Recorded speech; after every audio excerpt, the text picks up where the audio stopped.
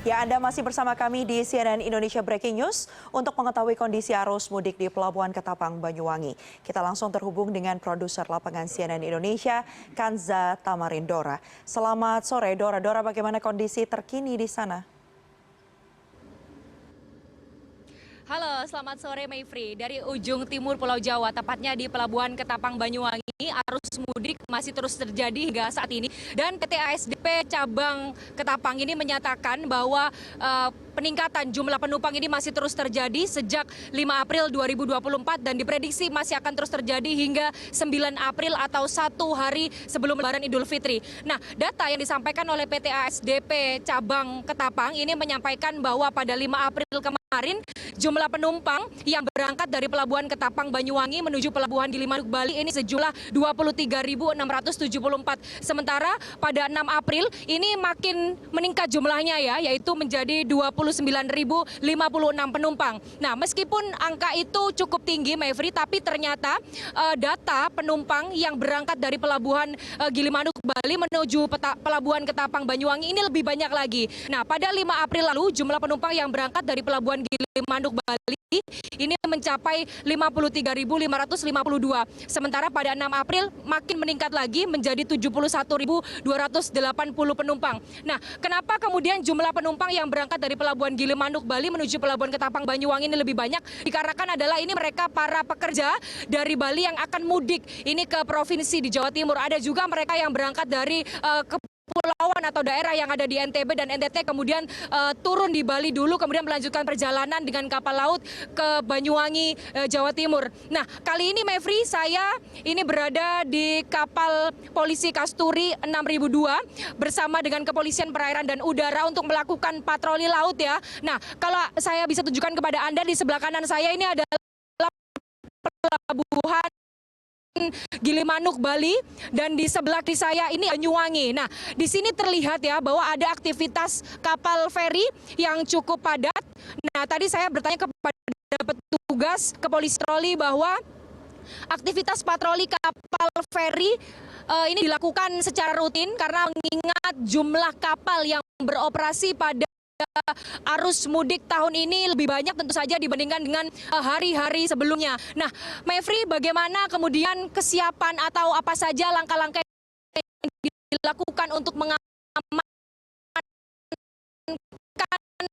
transportasi laut ya, karena ini tentu saja menjadi salah satu transportasi warga di Indonesia untuk melakukan mudik. Pol Airut Polda Jatim, Kombes Pol Arman Asmara Syarifuddin. Pak Arman, ini bisa disampaikan seberapa sering patroli yang dilakukan oleh Dir atau Ditpol Airut Polda Jatim di perairan Selat Bali ini? Ya, baik, selamat sore Mbak, kemudian pemirsa.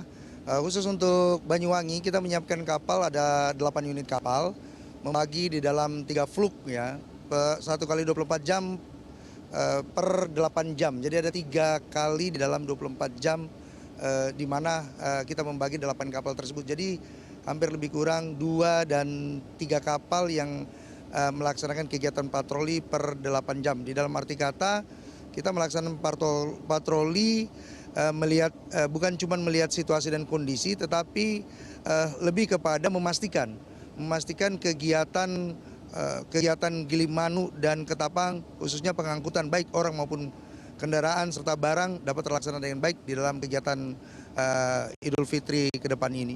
Bagaimana dengan perairan lainnya, Bang? Kita tahu kita punya banyak pelabuhan juga ini di Jawa Timur. Direktorat Polair Jawa Timur mempunyai lebih kurang 67 kapal ya. Ada sekitar 21 pelabuhan yang berada di Jawa Timur, 5 pelabuhan angkutan yang berhubungan dengan kegiatan orang berpindah dari satu provinsi ke kabupaten maupun dari kabupaten ke pulau. Seperti contohnya hari ini kita di Ketapang, kita melihat di sebelah kanan kita adalah merupakan pelabuhan Gilimanuk atau Bali. Begitu juga kalau kita menuju ke wilayah barat, kita akan menemukan pelabuhan Jangkar yang ada di Situbondo. Kemudian pelabuhan Tanjung Perak, pelabuhan yang berada di Gresik juga yang melingkupi khusus untuk ke Pulau Bawean dan pelabuhan Lamongan serta disusul dengan pelabuhan Tuban. Pelabuhan-pelabuhan ini merupakan supporting kepada masyarakat di dalam hal khusus untuk transportasi laut. Salah satunya adalah kegiatan yang akan dilaksanakan yaitu Idul Fitri ini. Dan kita sudah melihat melalui siaran CNN membeledaknya daripada kegiatan Idul Fitri, orang berpindah dari suatu tempat ke tempat lain. Kalau tadi saya sudah ikut menaiki kapal ini ya Pak ya, jadi saya merasakan agak ada sedikit goyangan karena ada arus bawah laut yang cukup kencang. Nah, apa hasil evaluasi dari patroli beberapa hari terakhir selama periode mudik ini? Apakah mungkin sudah ada penemuan mungkin kecelakaan laut atau kita berharap tidak terjadi ya, dan upaya antisipasinya seperti apa saja Pak? Baik ya, untuk antisipasi kegiatan patroli laut, yang pertama Direktorat Polair sesuai fungsi dan perannya adalah menjaga Harkamtipmas yang berhubungan dengan perairan. Kemudian yang kedua, kalau kita melihat tadi ada buih di lautan ini adalah arus bawah namanya. Arus bawah ini memang perlu kehati-hatian di dalam melewati ataupun menghindari, dan rata-rata pelaut menghindari untuk arus bawah. Kemudian yang tidak kalah pentingnya, Direktorat Polair, khusus Polda Jatim, selain memastikan bahwasanya kapal bisa beroperasi dengan baik melalui komunikasi dengan ASDP, salah satunya stakeholder, yang lain TNI AL dan sebagainya, kemudian memastikan di dalam perjalanan tidak terjadinya laka laut. Maksudnya laka laut itu terjadinya cross, karena kalau kita melihat ada sekitar 33 kapal ke atas yang berada di operasi di kegiatan di hari ini menghadapi daripada Idul Fitri. Arus mudik ini dimulai daripada Ketapang dan Gilimanuk. Maka kita harus memastikan tidak ada terjadinya laka laut, yaitu terjadinya cross di antara sesama kapal. Melalui kegiatan apa? Kita melalui kegiatan komunikasi dua arah kepada kapten maupun kepada ASDP, baik ASDP yang berada di Gilimanuk maupun Ketapang itu sendiri, serta pelabuhan-pelabuhan yang berada di Jawa Timur yang melingkupi pengangkutan orang dan barang untuk kegiatan di Idul Fitri nanti. Terima kasih atas waktunya Pak Arman, selamat kembali berpatroli, dan semoga kita berharap ya tentu saja tidak ada kejadian kecelakaan laut, dan kita berharap bahwa mudik dengan menggunakan transportasi laut ini tidak ada kendala dan tentunya aman dan nyaman ya. Dan Mevri, ini kita masih akan ikut dalam patroli kali ini ya, menyusuri Selat Bali, dan kita ingin mengetahui bagaimana nanti aktivitas arus mudik tentu saja di pelabuhan Ketapang Banyuwangi.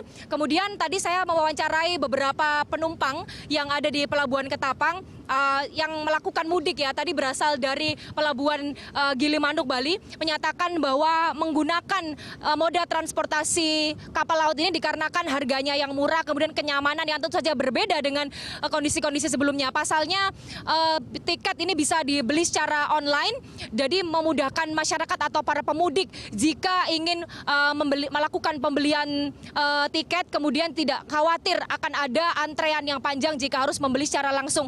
Dan saya juga melihat tadi kondisi arus mudik atau penumpang yang sudah mulai datang atau pergi ya di pelabuhan Ketapang Banyuwangi ini berjalan dengan lancar, tidak ada kendala. Ketika masuk juga penumpang ini sudah ditanya ya dari depan gerbang, ditanya oleh para petugas keamanan apakah Anda sudah memiliki tiket atau belum, dan jika tidak memiliki tiket maka tidak diperbolehkan masuk area pelabuhan dan disarankan untuk membeli tiket secara online. Pun demikian bagi para pemudik yang akan melakukan perjalanan menggunakan kapal laut ini disarankan untuk datang 1 jam sebelum keberangkatan.